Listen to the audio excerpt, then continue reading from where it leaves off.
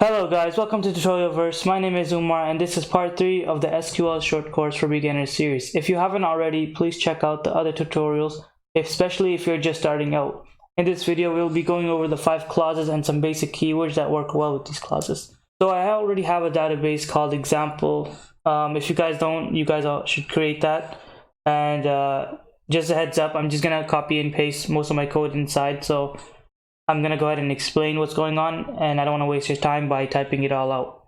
So we're starting off with this table called employees. The employees table has 7 columns. The ID column, first name, last name, job title, start and end date. Then you got the salary. So 7 columns. So just like the previous table, the ID has an identity which is gonna auto increment, and it's gonna have a primary key. So it is a primary key of this table. The first name, last name has a varchar data type. Job title has a varchar data type. Start and end columns have a date data type for when they started and when they ended. The employee salary has a decimal data type, which you guys haven't seen in my video yet. So I'm going to go ahead and explain what's going on. So the number 8 basically describes how many numbers you can have before the decimal. So when you do an insert into, you can write up to 8 numbers before the decimal. You don't have to write all 8 numbers, but you can, and that would be your maximum limit of whatever you put in this side of the comma. So number 2 basically does the same thing after the decimal. So I can have 2 decimal places after the decimal, or if I don't want to, I don't have to have anything there. It's just for a limit, basically. Now I'm gonna go ahead and do some insert intos. All right, so I just added some insert intos and some values. And so you could see here that for my decimal places, the decimal data type, I don't have to have all 8 numbers, and I don't have to have a decimal place like this one here. So you could if you want, but you don't have to. So I'm just gonna go ahead and run the queries. I'm gonna use this example. So I do execute, ready to go. And if I do execute, it's ready to go. So what I'm gonna start with is the where clause.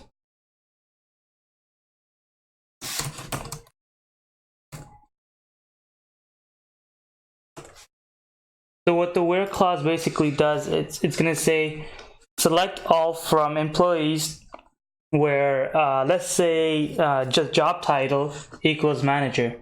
So you could say I have 1 manager here, then I have 3 cashiers, another 2 managers here, and another cleaner. So when I say where manager, it's gonna pick up Sophia, Derek, and John, and that's exactly what the records should display. So we're gonna start with select all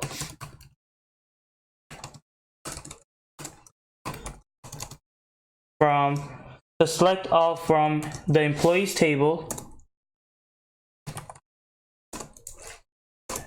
where the employee, so where the job title equals to, and whenever you write a string value, it should be inside of single quotes. So if you spell it correctly, it should display only 3 records from the table. So you can see right here, John, Sophia, and Derek are the managers. So if I change this to cashier and I run this query, now it should show me all the cashiers. So you can see all the cashiers. So here, Owen, Ella, and Isabel are the cashiers.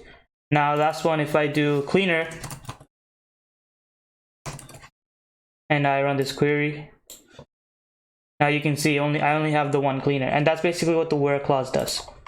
So next we're gonna do group by clause and having clause. So they work well with each other. So what we're gonna do is I'm gonna type the query, and then I'll explain what's going on. So what's happening here is I'm doing a select from employee ID and employee job title. This time I'm not selecting every single column. I'm only selecting employee ID and employee job title. Now beside the employee ID where it says count, so this function is just counting how many records are like inside of this employee ID. So we have 8 here, so it's gonna count 8. Now here is just the job title, so I'm just grabbing the title of the job here. So I'm saying grab the ID, grab the job title from employees, and I want to group them by job title. So I'm gonna group them by, say, managers, cashiers, or cleaners, and having count. So again, I'm doing the count function, saying that the ID, so count the IDs. So we're counting it here, and now we're counting it here, and I'm saying if it's greater than 2. So if I run this query, you can see that I have 3 cashiers and 3 managers. So I'm grouping them. So the reason you can only see managers and cashiers and not cleaners is because it has to have over 2. So like basically it has to have over 2 people. That's what's going on here. So I'm grouping by the job title, and I'm having the ID count over 2. So there has to be more than 2 people. Next, I want to do an order by clause. So select from employees table, order by, let's say, employee last name. So when I do select all from employees, you can see that the last name is DSMMASB. But if I add this order by, now it's going to order them from A to Z. So A, B, C, D, goes on.